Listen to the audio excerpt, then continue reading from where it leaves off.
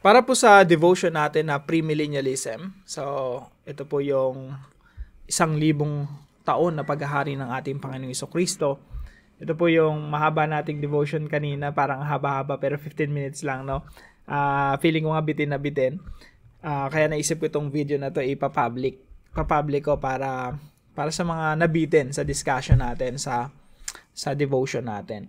So, premillennialism, ibig sabihin 1,000 taong paghahari ng ating Panginoong Jesucristo.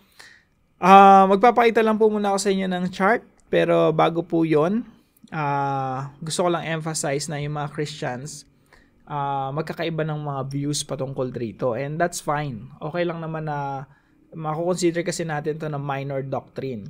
So, yung mga Christians, merong amillennialist, merong postmillennialist, merong premillennialist.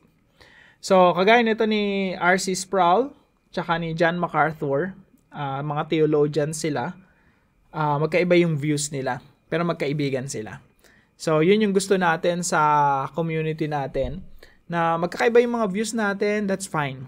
Ang mahalaga, united tayo, united tayo kay Kristo, we respect one another, we love one another, yun po yung mahalaga na binibigyan natin ng diin.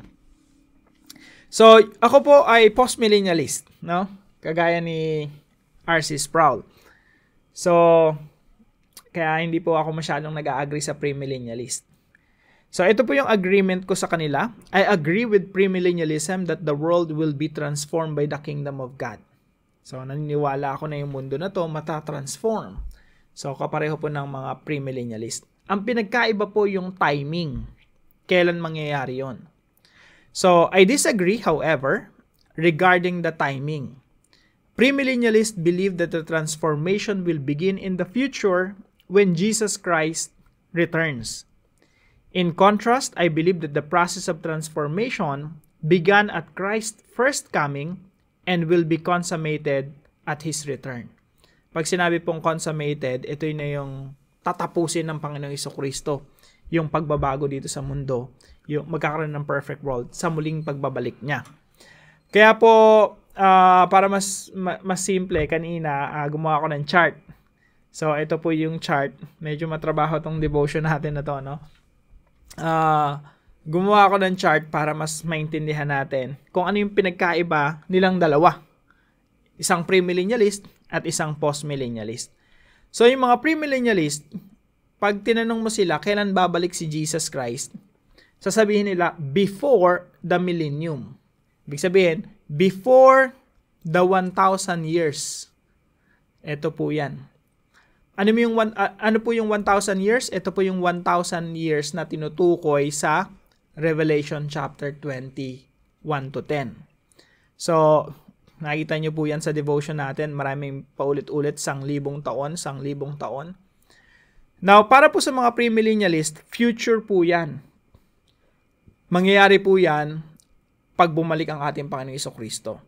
So, it means before the millennium, babalik si Jesus. Now, ako po, yung view ko po ay postmillennialist. Ibig sabihin, yung 1,000 years na tinutukoy sa Revelation chapter 20, ongoing po yan. Yan po yung process of transformation. Pag tinanong mo yung mga premillennialist, Dr. John MacArthur, kailan maghahari si Kristo? In the future. Sa millennial reign, 1,000 years in the future. Pag tinanong mo si R.C. Sproul, kailan maghahari si Jesus? Naghahari na. First coming to the second coming, yan yung 1,000 years. Hindi nga lang literal, kundi figurative. So, magkaiba po yung pre-mill sa post-mill sa timing. Ito po ay sa future pa yung kingdom. Para po sa mga post-millennialists, yung kingdom nagsimula na. Naghahari na si Jesus. Yan po ay undeniable. Hindi mo ma-i-deny na si Jesus nagsimula ng maghari. Hindi mo rin ma-i-deny na yung kingdom naririto na sa mundo. At yung transformation nagsisimula na talaga. At ito ay magiging perfect sa muling pagbabalik ng ating Panginoong Jesucristo. Magkakaroon na ng perfect world. So, dito po sa devotion natin na ito, naglagay po ako ng mga verses dito. Napakarami. Kahit kung pwede nyo pong simulan dito sa Matthew, kahit dito sa Matthew 4:17 hanggang matapos, sinulat ko po lahat ng mga verses na familiar ako na nagpapatunay na yung kingdom nagsimula na. Yung millennial reign ni Jesus Christ, yung 1,000 taong paghahari ng Panginoong Jesucristo, nagsimula na. Hindi nga lang literal na 1,000 years, kundi it means a long period of time. Kasi po yung 1,000 years sa Book of Revelation, it is figurative. Now, sabi ng iba, literal daw. Pwede naman, no? Magkakapatid tayo sa pananampalataya kahit magkakaiba tayo ng opinion at pananaw, pero mas convinced ako, biblically speaking, na figurative siya. Long period of time. At yung kingdom ni Jesus Christ nagsimula na. Total, ito namang devotion natin na ito. Itong addition natin to, siguro pwede nating habaan ng mas mahaba pa, no? Lagay lang natin yung mga verses dito, mga selected verses sa Bible. Matthew chapter 4 verse 17, mabilis lang po, no? Sabi ni Jesus Christ, "Repent, for the kingdom of heaven is at hand." Kumbaga, isang dipa na lang, abot kamay mo na yung kaharian ng Diyos. Matthew chapter 4 po yan. Pagdating sa Matthew chapter 12, sabi dito, "But if it is by the Spirit of God that I cast out demons, then the kingdom of God has come upon you." So sabi ni Jesus Christ, ito dumating na. Nung una, Matthew chapter 4, abot kamay eh. Pero ito, dumating na. Ano yung ebidensya na dumating na yung kaharian ng Diyos? Yung pagpapalayas niya ng dyablo. So sabi dito, kung nakikita niyo ako, nagpapalayas ng dyablo sa pamamagitan ng Espiritu ng Diyos, dumating na nga sa inyo ang kaharian ng Diyos.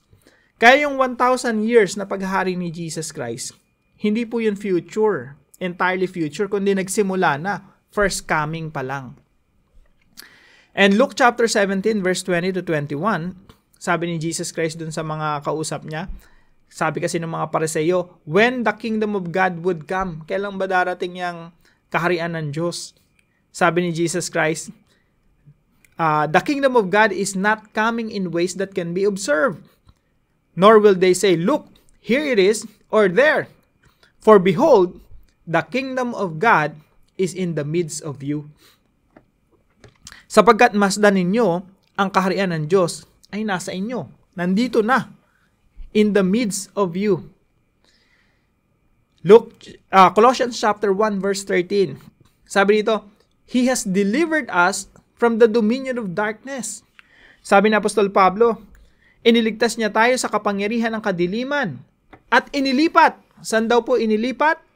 Inilipat tayo sa kaharian ng kanyang minamahal na anak. Sa makatuwid, yung kaharian ni Jesus, nandyan na. Dumating na. Inilipat na tayo sa kaharian.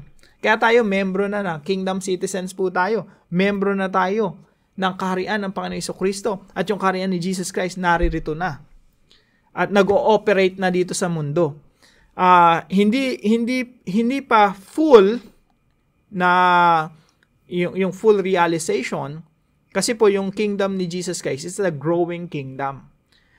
Later on, at the end of history, makikita natin na nasakop na yung buong mundo ng kaharian ng ating Panginoong Jesucristo. It's a growing kingdom. Operating na ngayon, the gospel is advancing, the church is marching, and yung mga nations, madidisciple po yan. Hanggang sa tuluyang mapuno ang buong mundo na mga dumadakila at sumasamba kay Yahweh. The whole world will be filled with the knowledge of God, knowledge of the Lord, as the waters cover the sea. Hebrews chapter 12 verse 28, "Therefore let us be grateful for receiving a kingdom that cannot be shaken."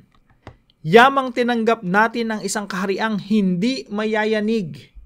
So tinanggap na natin yung kaharian na hindi mayayanig. Matthew chapter 13, 31 to 33, ito po yung nagpapatunay na yung kingdom, hindi po siya isang bugso, isang biglaan na lahat mafe-feel natin, nandito yung kingdom ng Diyos. Nagkaroon ng instant transformation sa mundo. Kasi dito po sa Matthew chapter 13, makikita natin na yung kingdom ng Diyos, it started small.